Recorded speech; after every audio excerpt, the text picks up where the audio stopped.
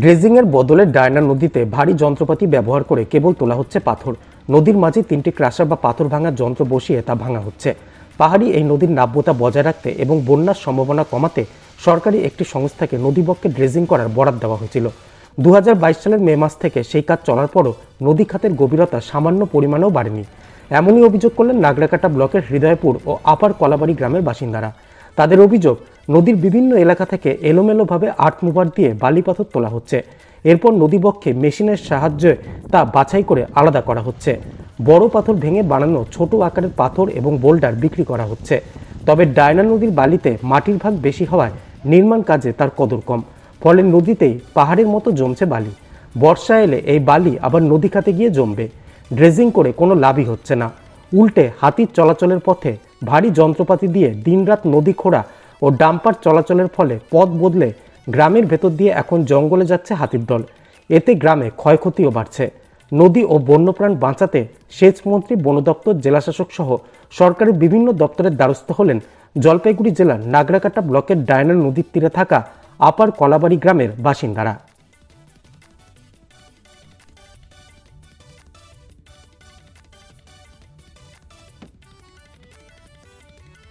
Dredging করার কথা ছিল, ড্রেজিং তো 3 বছর হয়ে গেল, ড্রেজিং এর নামে তো কোনো ড্রেজিং হচ্ছে না। এখানে তো যেখানে পাথর পাচ্ছে ওখানে পাথর উঠাচ্ছে আর নিয়ে যাচ্ছে। এখানে তো বড় বড় খাল বিল করে আসতেছে, হাতি আসতেছে, হাতির গ্রামে হাতি ঢুকতেছে। তারপর ফরেস্ট দিয়ে রাস্তা করে দিছে, রাস্তার জন্য হাতিগুলো এদিকে আসতেছে, এদিকে এসে আমাদের বাড়িতে অত্যাচার করতেছে, গাড়ি টাড়ি ভাঙছে। রাজু মোহাম্মদের গাড়ি ভাঙিয়ে দিল সেদিনকার গাড়ি, রাত্রে আসে হাতি। আগে ওদিক থেকে তো হাতি যাইতে পারতেছে না, সব হাতি এদিকে আসতেছে। আর যেইভাবে কাজ করতেছে এটা তো ড্রেজিং না, তো সরাসরি বেআইনি কাজ করতেছে। আচ্ছা, এটা কোন গ্রাম? এটা হৃদয়পুর। হ্যাঁ, সেজন্য হাতি ঢুকতেছে। কি মেশিন দিয়ে ওরা কাজ করতেছে? কোন মেশিন দিয়ে? ডোজার দিয়ে করতেছে, পকলেন গুলো দিয়ে কাজ করতেছে। যেখানে পাথর পাচ্ছে সেখান থেকে পাথর তুলে নিয়ে যাচ্ছে আর বালি রেখে দিচ্ছে। যখন বন্যা আসতেছে তখন সব বালিগুলো এই সাইড এক সাইড হয়ে যাচ্ছে। সেই জন্য যদি পাথর নিয়ে যেতে বালিতে উঁচু হয়ে যাবে, তখন কি হবে, গ্রামে জল ঢুকে যাবে। এর আগে কি কখনো গ্রামে জল ঢুকেছিল? এবারেই তো জল ঢুকার মতো। বানটা যদি না হতো তাহলে তো এবারে ঢুকে যেত। এর আগে কি ঢুকেছিল? হ্যাঁ, এর আগেও ঢুকেছিল। মানে আবার ড্রেজিং এর কথা ছিল, ড্রেজিং তো হচ্ছে না। এখন কি তার মানে কি আবার সেই পরিস্থিতি আসতে পারে? সেই পরিস্থিতি আবার আসতেছে। আমরা তো সবাই মিলে উদ্যোগ যে ড্রেসিং হচ্ছে খুব ভালো, আনন্দ। আমরাই বলছি ড্রেসিং হচ্ছে খুব ভালো, কিন্তু ড্রেজিং এর নামে তো এখানে কিছু হচ্ছে না। ড্রেজিং এর নামে বালু পাথর বিক্রি করছে। আপনারা কি চাচ্ছেন? আমরা চাচ্ছি ড্রেজিং হোক, ড্রেজিং হোক। আমরা চাচ্ছি ড্রেজিং হোক। আচ্ছা, চালনি কেন হবে, ড্রেজিং হোক।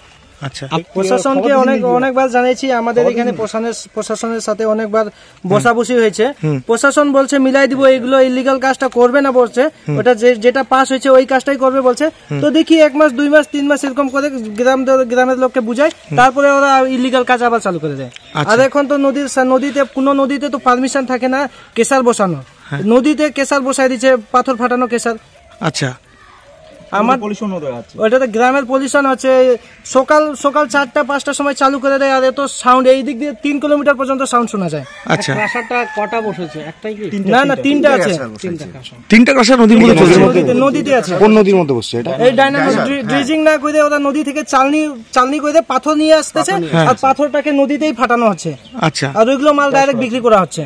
আচ্ছা, আর ওরা তো বলেছিল নদীতে আমাদের নদীটা চওড়া হয়ে যাচ্ছে আর উঁচু হয়ে যাচ্ছে, একদিকে ফরেস্টে জল ঢুকে আর আমাদের গ্রামে জল ঢুকে। ওরা প্রথমবার এসে বলছিল নদীটাকে সিধা করে দিব আর গর্ত করে দিব, যাতে ওভার জল যেগুলো আসে ওগুলো সিধা চলে যাবে, গ্রামেও ঢুকবে না, ফরেস্টেও ঢুকবে না। এখন তো ওরা কিছু করতে না, শুধু মাল বিক্রি করতেছে। 300 মিটার বলছে, বান থেকে 300 মিটারের মাঝখান থেকে নদী হবে, নদী হয়ে যাবে, ড্রেজিং হয়ে যাবে। গ্রামে না ফরেস্টের জল যাবে না গ্রামে জল আসবে, কিন্তু ওই যে হিসেবে কথা হচ্ছে ওই হিসাবে তো কোনো কাজ হচ্ছে না। আচ্ছা, আপনারা কাকে কাকে জানাচ্ছেন এখন পর্যন্ত? এখন তো অনেক 7-8 জায়গায় পাঠাইছি। এখন দেখি কি কোন জায়গায় পাঠাইছেন? এখানে যা সংশ্লিষ্ট ভারপ্রাপ্ত অধিকারী, অরণ্য দপ্তর জলপাইগুড়ি, বিভাগীয় কমিশনার জলপাইগুড়ি, মাননীয় জেলা শাসক জলপাইগুড়ি, মাননীয় মহকুমা শাসক মালবাজার, সমষ্টি উন্নয়ন আধিকারিক নাগরাকাটা ব্লক, মাননীয় আইসি বানারহাট থানা, মাননীয় প্রধান আংরাভাষা 1 নং গ্রাম পঞ্চায়েত, মাননীয় সম্পাদক বানারহাট প্রেস ক্লাব, মাননীয় সম্পাদক জলপাইগুড়ি প্রেস ক্লাব। এবং আরও এখন এডুকেশন মিনিস্টার যে আছে ওয়াটার সাবিনা ইয়াসমিন ওনাকে পাঠানোর জন্য আমরা বন্দোবস্ত করতেছি। আপনারা কি এদেরকে চিঠি দিয়েছেন? মেন হচ্ছে ওদের বড় বড় মেশিন, অত্যাধুনিক মেশিন ওখানে লাগানো হয়েছে নদীতে। নদীর যে করিডোর, হাতি পারাপারের করিডোর, ওই করিডোর দিয়ে হাতি পার না হয়ে এখন গ্রামের নিচ দিক দিয়ে গ্রামে ঢুকে যাচ্ছে হাতি। তার ওই মেশিনের আওয়াজ, বড় বড় মেশিন যা কাজ করতেছে, ওই আওয়াজে হাতি ওদিকে পারাপার হতে পারতেছে না। আর গাড়ি চলতেছে 7টা 8টা পর্যন্ত রাত্রে ফরেস্ট দিয়ে, 7টা 8টা পর্যন্ত গাড়ি চলতেছে। গাড়ি চলার পরেও ওইদিকে যাচ্ছে না হাতি। এখন বাড়িতে ঢুকতেছে। বাড়ি আমাদের তো, আমার এই 1 সপ্তাহ হইলো বাড়িতে এসে গাড়ি ভাঙছে। কি গাড়ি ছিল আপনার? Swift Dzire. আচ্ছা, হাত মুড়াই ভাঙিয়ে দিছে পিছনেরটা, তারপর ঘর ভাঙছে একটা, অল্পর জন্য কাউকে মারে নেই। তো এটা তো আপনারা মনে করছেন যে নদীতে ক্রাশার লাগানো? আগেই তো আমাদের এতদিন থেকে আমরা এখানে বসবাস করতেছি, কিন্তু এতদিন থেকে তো আমাদের বাড়ি অত্যাচার করে নাই। মানে এই এলাকাটাতে হাতি ঢুকতো না? হাতি ঢুকতো না, কিন্তু এখন যে হারে হাতি ঢুকতেছে মানে বলা মুশকিল। প্রতিদিন কেউ ঘুমাতে পারে না বাড়িতে। আচ্ছা, আর এখানে যে আওয়াজ উঠায় ওকেই ধমকি দিয়ে বন্ধ করে দেয়। কারা করে এটা? এরা আছে, ম্যানেজার, নেতা কর্মী আছে, কিছু ধমকি দিতেছে। এটা কোন দল? এখন প্রশাসন আছে, যে দলের প্রশাসন ওই দলেরই কর্মী, এখন বলার তো এখানে কিছুই নেই। এখন যদি বলতে যাই বাড়ির থেকে উঠাই নিবে, এসপি ক্রাইম করবে, এটা করবে। আমাকে তো মানে মোবাইলে ধমকি দেওয়া হয়েছে, রেকর্ডিংও আছে আমার কাছে। ইনচার্জ, নদীর ইনচার্জ যিনি আছে, ওনারের ধমকি দিতেছে আমাদের, ওনার এই রকম ওই রকম, এই কাজ করে ওই কাজ করে। এইভাবে তো বাড়িতে থাকা যাবে। আমাদের যাবি, ওরা যে কাজের জন্য আসছে ওই কাজ করুক। আমাদের এটা তো সরকারি প্রজেক্ট, একটা সরকারি প্রজেক্টের নামে ওরা আনলিগাল ভাবে এইভাবে কাজ করে চলে যাচ্ছে।